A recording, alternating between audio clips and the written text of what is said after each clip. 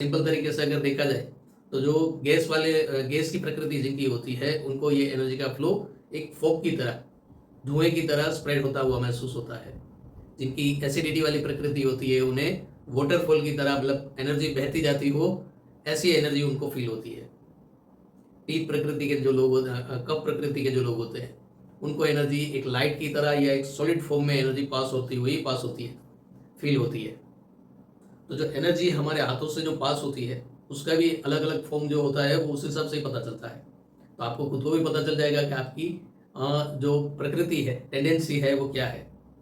वैसे तो हमें पता ही होता है कि हमें कफ ज़्यादा होता है या पीत ज़्यादा होता है या वायु ज़्यादा होता है, तो हमारी एनर्जी भी ऑलमोस्ट उसी फॉर्म में होती है। और एक फॉर्म होती है यूनिवर्सल फॉर्म, स्पाइरल।